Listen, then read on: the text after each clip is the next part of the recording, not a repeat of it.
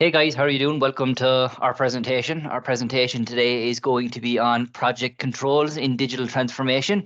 We're going to go through a client's D-PMO evolution and a roadmap, and we're going to discuss, I guess, about the theories behind the PMO, what the digital integration associated with that is, and then I think what we'll do is we'll go through a case study and some samples that we have from previous projects we've done to give a slight overview. So, in essence, we'll have an introduction, purpose and types of PMO. We'll go through a maturity model, data framework, case study, and current samples that we have. About us, a small bit about WiiGroup. Our passion is for digital and innovative construction support to our clients. We're contact partners to people who deliver large complex jobs in both Ireland, Europe, and the Middle East. Our digital and innovative appetite is to deliver within a cutting-edge environment and to deliver solutions that streamline the construction process, optimize efficiency, and enhance collaboration for seamless project delivery. We're providing comprehensive end-to-end solutions which are customized to support AEC industry clients globally. We supply BIM and digital project control services and have delivered great results across complex jobs in Ireland, Europe, and the Middle East so far. I guess at WiiGroup, one thing we're very proud about is the knowledge and experience of our passionate staff, and allows us to provide innovative and very efficient solutions for our clients.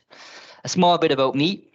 My name is David Egan. I'm the CEO and founder. I'm a skilled project management professional and international speaker with over 10 years experience. My education is accredited by engineering, biomedical by trade, law. I've done a master's in construction law and dispute resolution and artificial intelligence. My passion lies within the mathematics behind projects, the performance and how we can standardize data-driven decisions within a pharmaceutical industrial environment. And I have a huge passion for utilising data science to allow improved predictability within all aspects of the life cycle. I'm going to pass over to my colleague now, Omar Habib. Thanks, Dave, for the introduction and introducing our team and our company. Omar Habib, I'm CTO, I'm co-founder at WiiGroup. Basically, I consider myself as SME in digital delivery, especially when it comes to talking to the data like 4D and 5D. And my expertise lies in the project controls, 4D, digital twin, 5D, and data analytics is where we could combine it all together to go through one source of truth. I'm very excited today, Dave, when we're discussing such a topic about how we could implement a BIM for clients. It's something we do day to day. I will start with why. So, from my perspective, there's a lot of reasons when it comes to why, but I pick the most important 8 from my point of view. So I would consider cost effective, which is it's all about money at the end of the day. I would consider performance, benchmark against the industry. And the most important one as well is to stakeholders might be informed decision making based on driven insights. What are we trying to deliver? And when it comes to why we deliver the BMO, the last one I would like to address here, transparent stakeholder communication, which is key for project success. But one thing I think is key there, Omar, is the continuous improvement and competitive aspect within the construction industry. Is to allow companies to understand the specific predictability about where they are in the market, where they are performance on projects, and allow them to understand that, and improve themselves as they progress throughout their both project, enterprise, or whatever journey they would be on. Totally agree with you, Dave. So that's what take us to the next slide and how these guys get the benefits of the BMO. From my perspective, the purpose and the benefits of BMOs goes through like if you start to what we often lack was right information by using stakeholders. We all the time have these issues when they're struggling to brainstorm and we plan and doing a planning for the work our works. We're struggling to collaborate. We're struggling to change, innovate. And I think that if you find a lot of things while you're working with the clients from a teamwork and efficiency perspective, you'd like to discuss something related what's the benefits and the purpose of the BMO. Well, I think it goes back to predictability, and it goes back to everyone knowing where they are. In projects, we have a term called one team approach, and transparency in terms of information and understanding actually where you are in a project. I think is huge in terms of building a culture or an environment that can focus on momentum when it comes to delivering projects. And I think if you set up your structures, framework, and you've done your homework in terms of how information flows throughout the life cycle of a project and the team, along with like a tier management escalation system, I think you've got a huge opportunity to succeed in that environment. So I totally agree with what you mentioned there, and here's where you're trying to discuss. It's not only about planning, cost, and risk, and budget, and all that. BMO is the whole process behind that. And here's some statistic about the published paper about this, the value of the BMOs, or how people understand the BMO in the market. If you'd like to call one of those, David, just to talk about here. Well, I think what's really important is leadership, communication, and education. We all understand that we're trying to deliver a schedule with resources, understand reporting and budgets, etc. But I think PMO really gives transparency in terms of how we communicate information to stakeholders, how we educate the team in terms of the importance of that, and also leadership. Like, leadership is huge when we think about how we can create a model or a project that runs itself and creates, again, that momentum that can actually deliver a job on time or under budget. And jobs don't get delivered on time or under budget, but for good strategic thinking, they don't. It doesn't happen by accident. Is I suppose a fresh way of saying it. What I really like about this slide is this considering people and humans part of the process, because whenever you talk about the process, people talk about technologies and tools, and just forgetting the human factor. That's I think, from my perspective, is a big part of the process success. We could move forward from here. Yeah. So to start to implement how to plan a PMO and how we could act one of those PMO in our organization or a client organization, how you think, David, that we could have a good plan to start today if we don't have any kind of BIM implementation in our organization? We've it broke down to 5 steps at our clients in terms of how we would target such a project, because many clients come to us saying that they'd like to set up a PMO. They don't know exactly what a PMO is, and they don't know exactly how to go about navigating that journey. The 5 steps we've broke down to are assessing the current state, defining a future objective, performing a gap analysis, and development of a PMO framework charter. And that allows us then to deliver, deploy, and I suppose update how we'd progress throughout the journey. What's very important to note here is not a direct journey from 1 to 5. There's a lot of different services within a PMO environment, whether it be planning, whether it be risk. And when we think about a digitalized PMO, we've got the integration of BIM, we've got the integration of the data analytics and information flow and information management.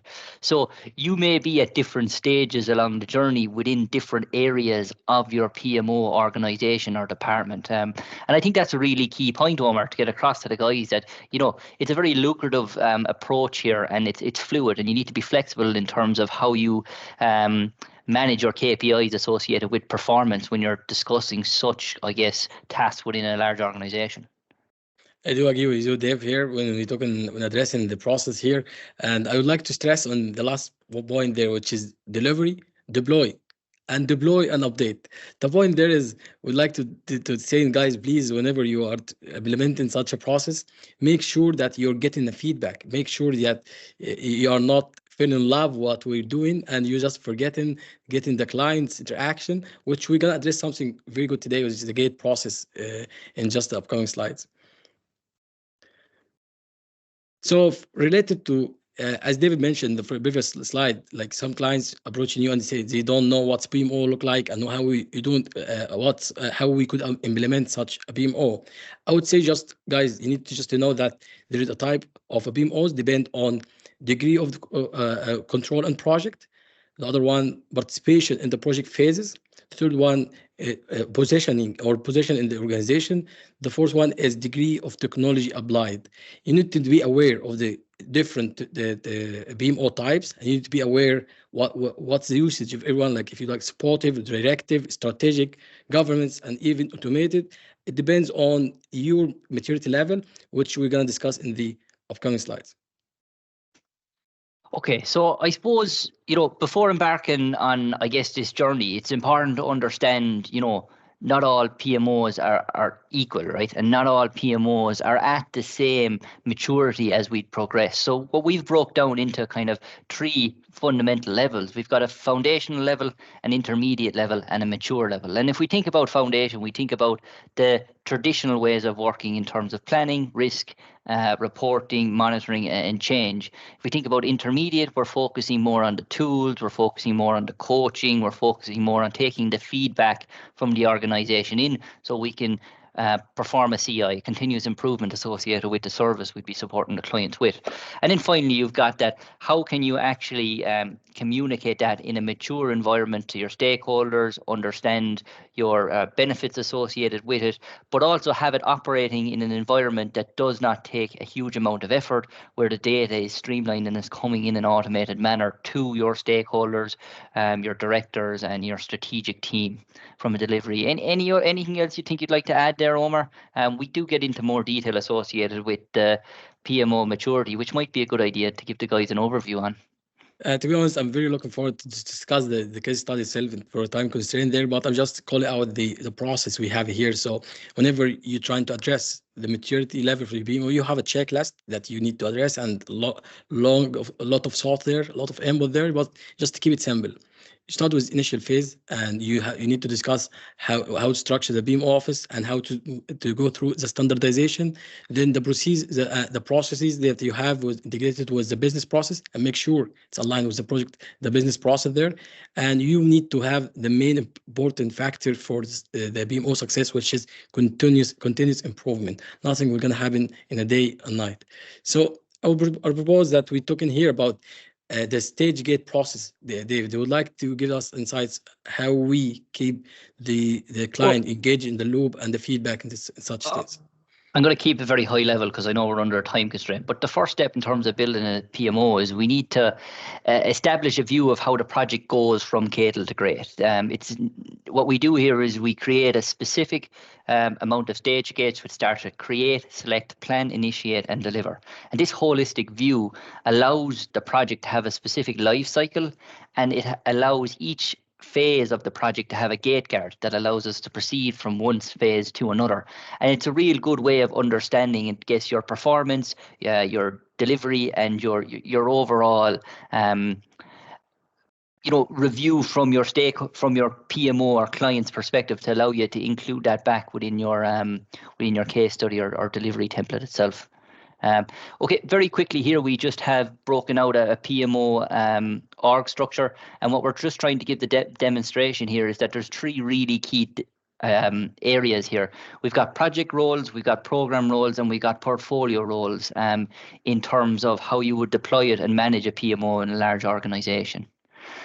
Okay, so now we're going to have a quick look at the case study. And one thing we just want to give an overview here is, this is a really conceptual overview that we worked on with a client. It was a data framework for a case study that we completed in the past. We integrated doc control, we integrated BIM, quality, schedule, and also a bespoke data collection and data decision making app.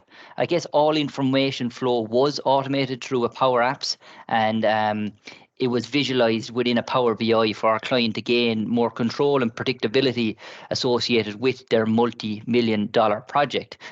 So what this is here is, this is a real architectural overview, very simple, very high level, and that allows us to actually then bring a conceptual solution to a client and actually then look in more detail associated with activities, data requirements, and finally allows us to have a finalized framework, which I might get Omar to maybe talk about in terms of the activities and the workflow.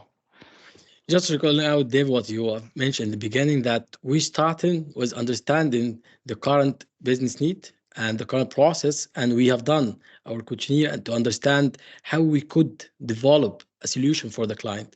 This is a very important point here, that how I feel very happy when I see that small chart there representing the client needs and trying to visualize the data flow and the stream, the architecture model for what we're going to build through a simple chart, so the client can give us a feedback. Is that work for them or not? So the following slide is about, okay, we said to the client, we understand what it needs, the business process. So we start developing that to activities. So activity related to business understanding, data understanding and preparation, development, dashboard, and deployment.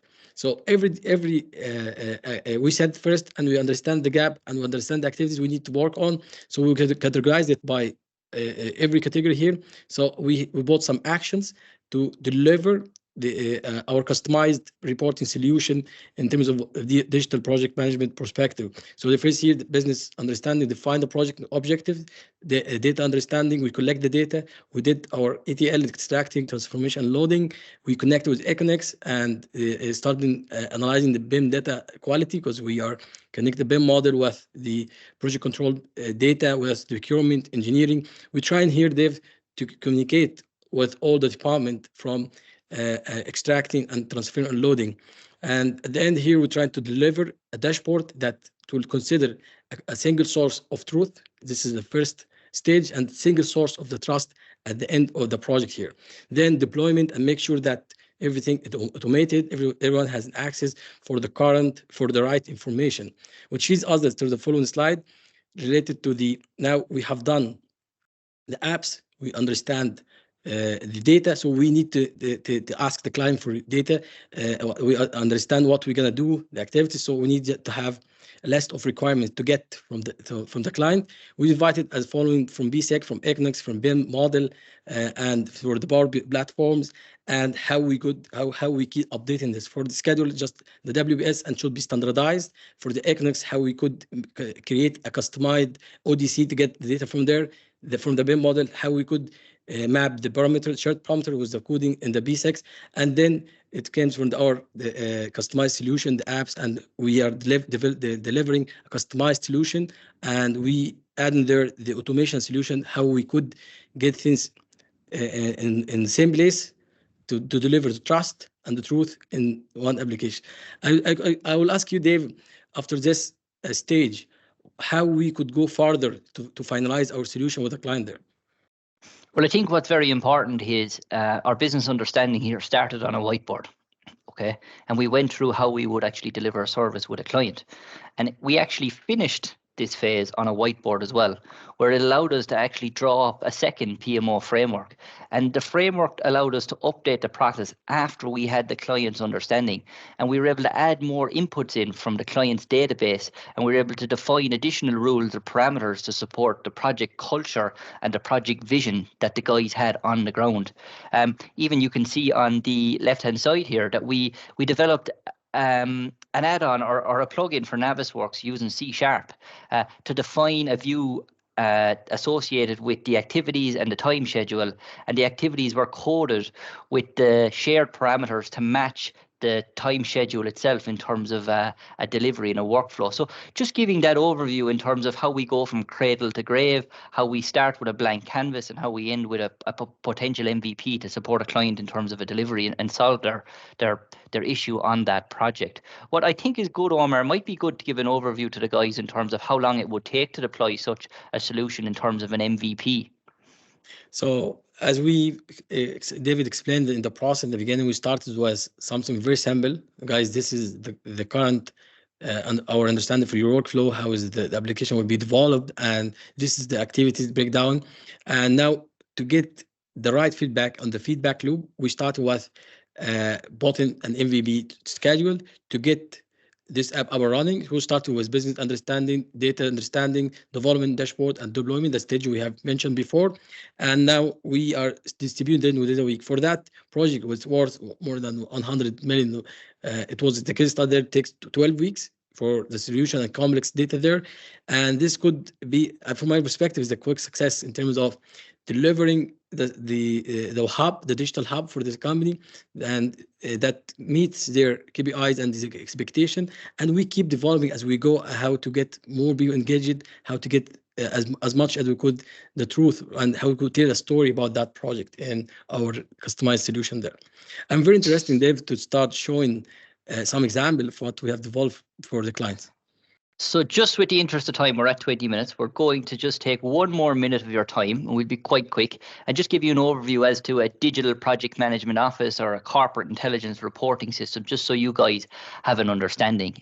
So I suppose something we've done in the past is we created a project controls dashboard associated with information management. We were able to give the project summaries associated with direct and indirect costs. We were able to give an overview associated with the earned value of the project and any variances we had against budget.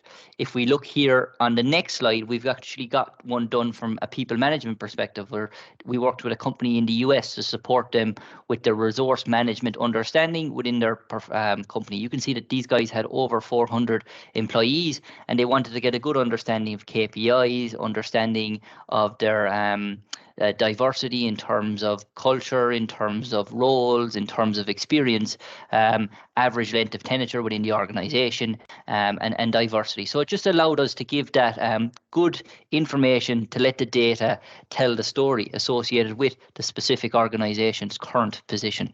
And then finally, very similar again, we have, given an understanding of retention within the organization, performance trends, any training that was required by department, and it allowed us to give a clear one single source of truth workflow associated with the client. And similar enough here, we've done one for an insurance company where we were managing all the cross-selling between different insurers and brokers, types of insurance, whether it be motor or car, just to give, again, that understanding for our client to understand their performance in a very metric-driven perspective and visualize it, because visualizing it, we believe, is really important.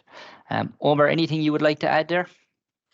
Just for I think the following sample for the construction one is very interesting. For the previous example you have given, that BIM-O is not a product, it's a process behind the product. So we could deliver things related to people in the organization, how they are performing, we could capture everything, the diversity. And when we talk about the other one from business perspective, you are talking about top sales, what happening there. So you could capture everything, not only construction.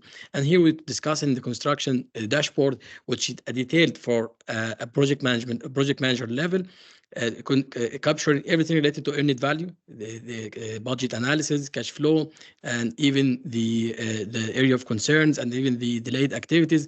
And it really give you a good understanding. And if you look in the very left, you could move from the project level to the enterprise level, and to look at the whole project, then to go to the HR department. It's not only about projects, and even it's about how we could deliver and lead the whole organization.